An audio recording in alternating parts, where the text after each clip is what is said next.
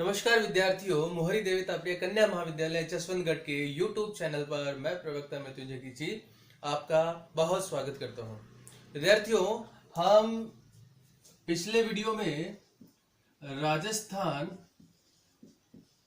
के साहित्यिक स्रोत की बात कर रहे थे और उनमें जो हमने राजस्थानी या देसी साहित्य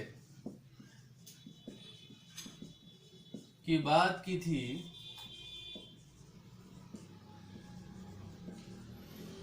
इसमें हमने अलग अलग रूपों की बात की थी, जिसमें वात, वचनिका, प्रकाश या ख्यात अलग अलग जो है वह स्वरूप की बात की थी। और जो है दो जो है ख्यातों की बात भी की थी, मुंडियार की ख्यात और नैनसीरी ख्यात। ठीक है, आगे जो है तीसरी ख्यात की बात करते हैं, बाकीदास की।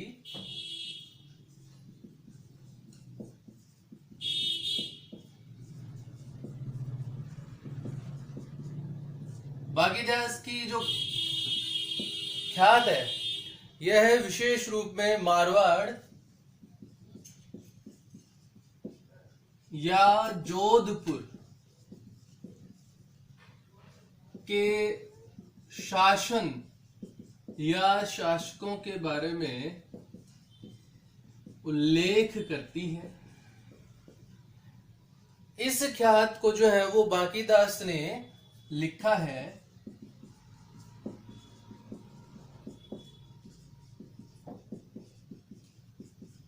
विशेष बात यह है कि यह जोधपुर के राजा मान सिंह जो हैं उनके बारे में जानकारी देने का प्रमुख सोर्स या स्रोत है।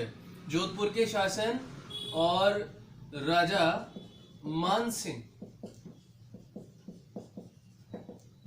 के दरबारी कवि के रूप में बाकीदास जो है वह जाने गए हैं। और एक इनका गीत जो कि बहुत ही फेमस रहा है, एक गीत आयो अंग्रेज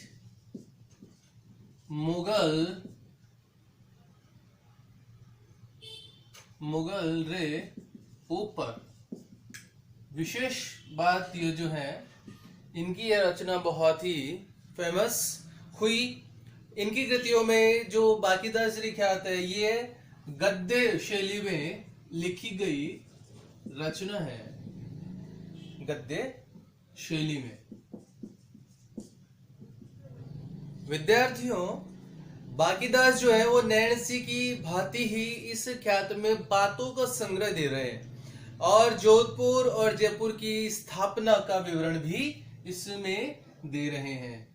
इस ख्यात में जयपुर एवं जोधपुर की स्थापना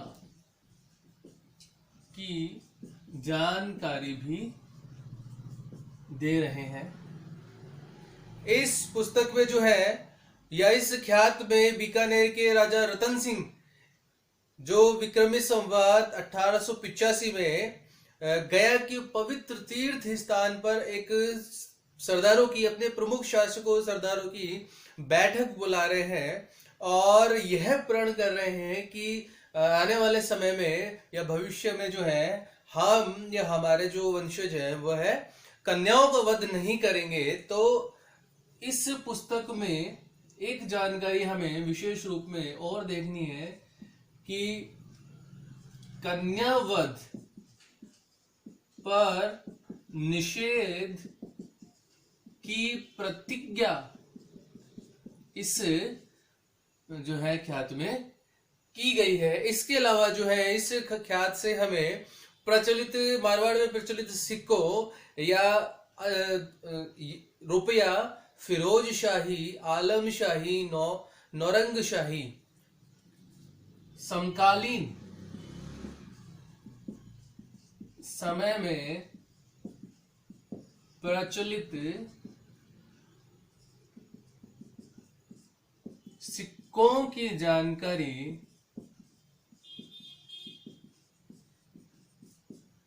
भी इस पुस्तक से प्राप्त हो रही है। नाम मैंने अभी आपको बताए हैं, रुपया, फिरोज शाही, आलम शाही, नौरंग शाही, ये नाम हमें इसमें मिलते हैं। इसके अलावा अगली ख्यात की बात करते हैं। चौथी ख्यात के रूप में नाम लिखते हैं दयाल दासरी ख्यात।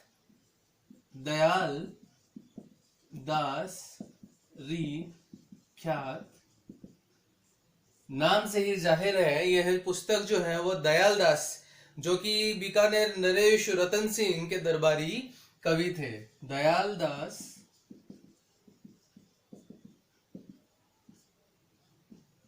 बीकानेर नरेश रतन सिंह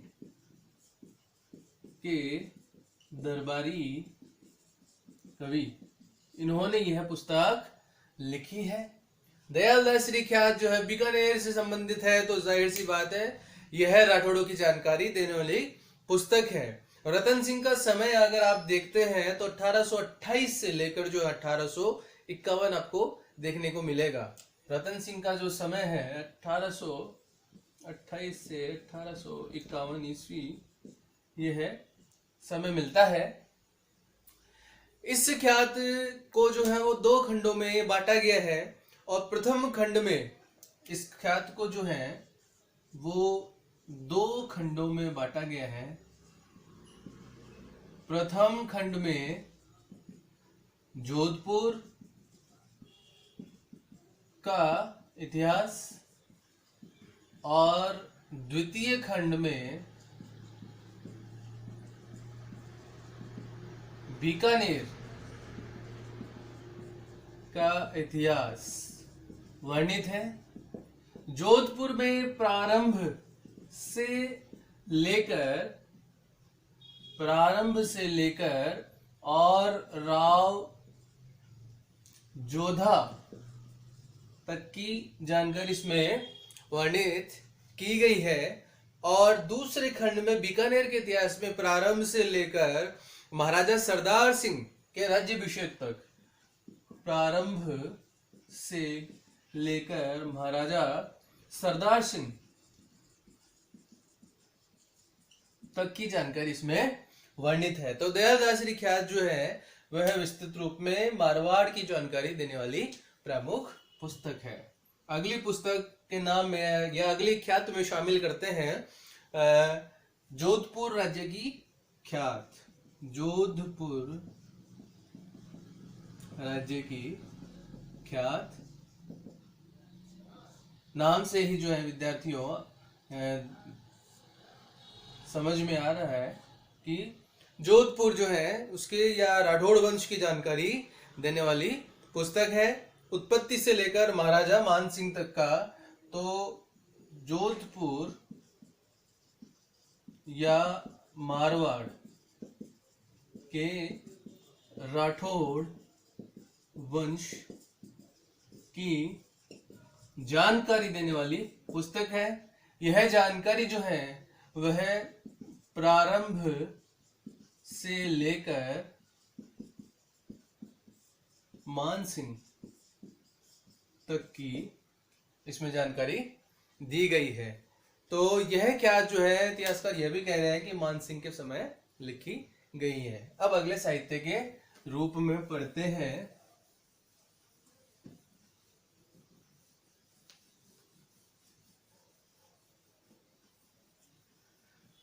अगले साहित्य के रूप में पढ़ते हैं अन्य ऐतिहासिक साहित्य, जिनमें सबसे पहला जो है वह है अचल दासरी खींची। अचल दासरी खींची, अचल दास या अचल दास खींची री वचनी का।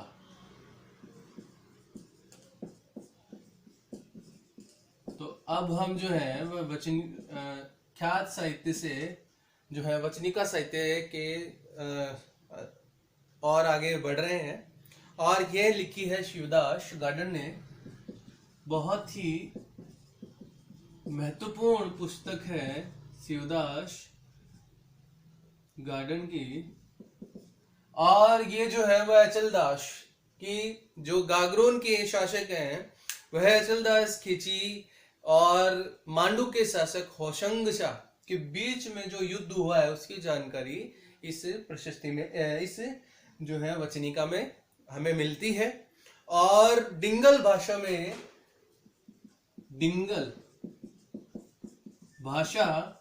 में यह जो है वह वचनिका या ग्रंथ हमें मिलता है। डिंगल एवं पिंगल, ये दो शब्द जो है वह आपको कंफ्यूजन पैदा करते हैं। डिंगल और पिंगल राजस्थानी साहित्य का जो चारणों या भाटों के द्वारा जो लिखे गया स्वरूप है वह तो डिंगल की श्रेणी में लिखा गया है। और ऐसा चारणों का जो साहित्य है जो कि जिसमें ब्रज का जो है कहीं कहीं सम्मिश्रण देखने को मिलता है। जो पूर्वी जो राजस्थान है, पूर्वी राजस्थान के जो साहित्य की जिसके अंदर छाप देखने को मिलती है, इस शैली को जो है पिंगल शैली कहा गया है। तो यह डिंगल और पिंगल जो है वह साहित्य की शैलियां विद्यार्थियों पुस्तकों में जो है इनको डिंगल या पिंगल भाषा लिखा हुआ मिलता है, जो कि सत्य प्रतीत नहीं होता है। ठीक है। अचलदास श्री खींची, ये जो वचनिका है शिवदास गार्डन ने 1400 विक्रमी संवत 1490 या सन 1430-1435 ईस्वी में लिखी।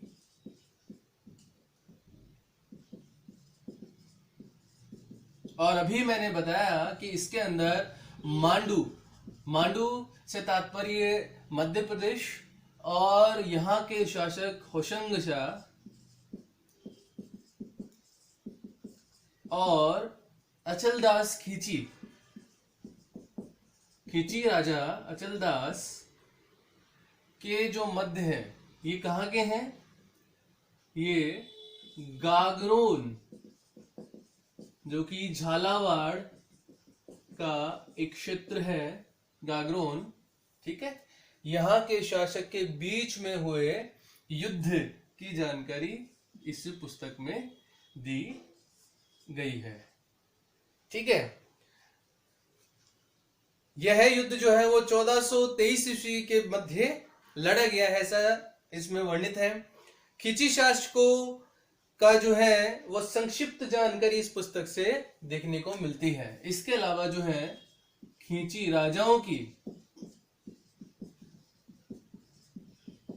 या शासकों की जानकारी भी इस पुस्तक से मिलती है। इसके अलावा जो है शिवदास गार्डन अचलदास खींची के आश्रित कवि थे और अचलदास खींची वचनिका चारणों द्वारा रचित साहित्य की प्रथम रचना है। चारणों द्वारा रचित साहित्य की प्रथम रचना इसे माना गया है। अचलदास खींची जो है, अचलदास खींची के आश्रित कवि के रूप में शिवदास गार्डन को हम देखते हैं। बहुत ही महत्वपूर्ण पुस्तक आपको ये है, यह ध्यान में रखनी चाहिए। अगली पुस्तक का नाम जो है वचनिका में लेते हैं रावल रतन सिंह महेश दासोत री वचनिका या राव रतन सिंह महेश दासो त्रिवचनिका नाम से ही जो है आपको इस पुस्तक में जो इसका संदर्भ है वह समझ में आ जाएगा कि महेश दास जो है वह रतन सिंह के लिए पुस्तक लिख रहे हैं और उसमें इसका जिक्र कर रहे हैं। ये खिड़िया शाखा के जो चारण जग्गा के द्वारा रचित रतलाम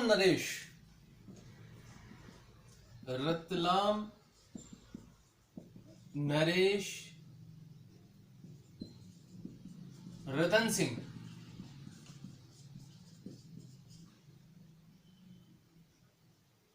के दरबारी कवि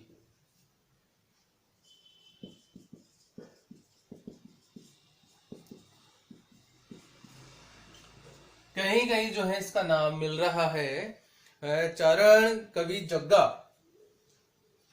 चारण कवि जग्गा, इनके द्वारा लिखी गई वचनिका है। विद्यार्थियों, शाहजहां के द्वारा, इस वचनिका के अंदर विशेष बात है कि शाहजहां के पुत्रों, जिसमें नाम मिलता है औरंगजेब और औरंगजेब और दारा शिकोह, इनके मध्य जो युद्ध हुआ है, इस युद्ध का नाम इतिहास में ऐसा बताते हैं कि दारा शिकोह जो कि शाहजहां का बड़ा पुत्र था और औरंगजेब जो है वह छोटा पुत्र था, लेकिन औरंगजेब जो है वह बचपन से ही महत्वाकांक्षी शासक था, जिसने दारा शिकोह के साथ में 3 युद्ध लड़े, एक सामूगढ़, एक देवराई और एक धर्मत का युद्ध। तो इसमें जो धर्मत का युद्ध लड़ा गया है, धर्मत का युद्ध, यह युद्ध जो है वह दारा शिकोह और औरंगजेब के मध्य लड़ा गया है। इस युद्ध में औरंगजेब की जो है वह विजय हुई है इस दारा शिकोह को, क्योंकि यह शाहजहां का बड़ा पुत्र था और शाहजहां की जो इच्छा थी कि जो है उसके पश्चात जो है गद्दी पर दारा शिकोह बैठे, परंतु औरंगजेब महत्वाकांक्षी होने के चलते उसने जो है दारा शिकोह के से संघर्ष करके उसे पराजित कर दिया और उसे मार दिया और गद्दी ले ली थी। इस दारा शिकोह के साथ में इस युद्ध में शाही सेना, जिसमें जो है जसवंत सिंह शामिल थे, इन जसवंत सिंह के साथ में जो यह रतलाम नरेश रतन सिंह है, ये शामिल हुए और यह जानकारी जो है इस पुस्तक में मिल रही है। तो विद्यार्थियों ध्यान रखिएगा कि जो औरंगजेब के साथ में धर्मत का युद्ध हुआ है, दारा शिकोह या शाही सेना, और शाही सेना का मतलब यहाँ पर जो है शाहजहां की सेना से है, और शाहजहां की सेना जो है उसके साथ में मारवाड़ के राजा जसवंत सिंह फर्स्ट और रतलाम नरेश जो है रतन सिंह जो है संघर्ष करते हुए जो है और औरंगजेब से पराजित हो जाते हैं।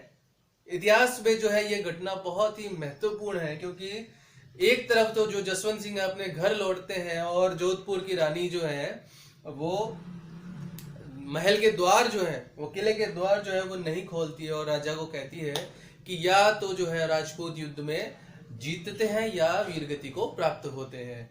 और दूसरी ओर जो है वो जसवंत सिंह इस युद्ध में रतन सिंह इस युद्ध में वीरगति को प्राप्त हो जाते हैं। यह जानकारी जो है इस वचनिका के माध्यम से जो है इतिहास कवि हमें दे रहा है। तो विद्यार्थियों जो है यह ध्यान में रखिएगा, महत्वपूर्ण पुस्तक है। अगली पुस्तक जो है उसमें नाम लिखते हैं दलपत विलास, दलपत विलास पुस्तक लिखी है जो है बीकानेर के महाराज कुमार दलपत। इस ग्रंथ को महाराज जो है उन्होंने दलपत ने लिखा है।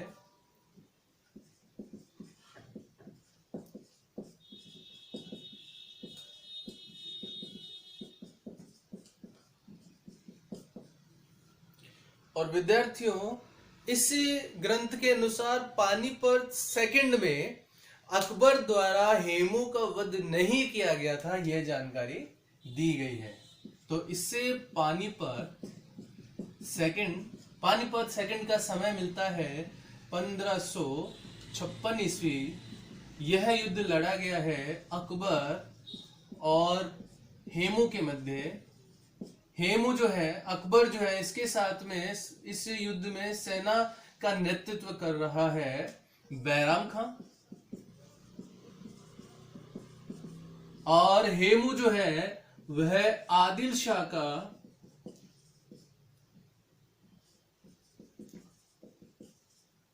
जो है बीजापुर का शासक है।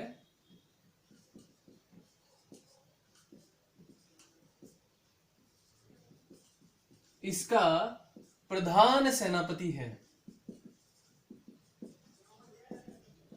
इतिहासकार इसे जो है वो एक राजा के तौर पर इस युद्ध में लड़े जाने का जो है जानकारी दे रहे हैं कि हेमू जो है वह एक प्रधान सेनापति के रूप में न लड़कर एक राजा के रूप में अकबर से संघर्ष कर रहा है, और इस संघर्ष में अकबर की विजय हासिल हो रही है। इस विजय में महत्वपूर्ण भूमिका जो है वो बैराम खां निभा रहा है। तो यह बैराम खां के द्वारा हेमू का वध किया गया है, अकबर के द्वारा हेमू का वध नहीं किया गया है, ये जानकारी इस पुस्तक में दी गई है। अकबर द्वारा हेमू का वध नहीं किया गया। तो विद्यार्थियों महत्वपूर्ण जानकारी इसमें आप यह रखिएगा। अगली पुस्तक के रूप में नाम लिखते हैं कानड़ दे प्रबंध। कानड़ दे प्रबंध जो है वह लिखी गई है कवि पद्मनाभ के द्वारा। कवि पद्मनाभ इसके द्वारा यह पुस्तक लिखी गई है। जाहिर सी बात है कानड़ दे जो है इस राजा को यह पुस्तक समर्पित है। कानड़ दे जो है वो कहाँ के, जालोर के चौहान वंशी शासक है। लगभग 1455 ईस्वी के आसपास इसे लिखा गया ऐसा प्रतीत होता है, 1455 ईस्वी। और विद्यार्थियों यह काव्य जो है वो राजस्थानी साहित्य में अद्वितीय काव्य है। राजस्थानी साहित्य में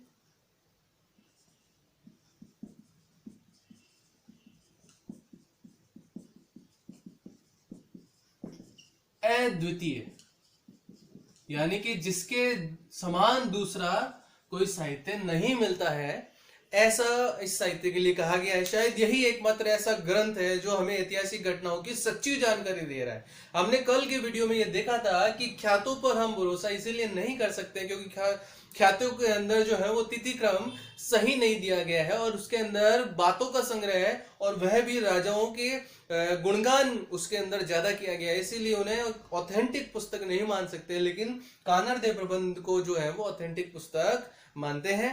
और कवि पद्मनाभ जालोर के शासक चौहान अखेराज के आश्रित कवि हैं, और जालोर के शासक कानड़ दे चौहान और अलाउद्दीन खिलजी के मध्य जो युद्ध हुआ है उस युद्ध की जानकारी दे रहे हैं। तो जो कवि पद्मनाभ है जालोर के शासक अखेराज के दरबारी हैं, कवि हैं, और इस पुस्तक में अलाउद्दीन खिलजी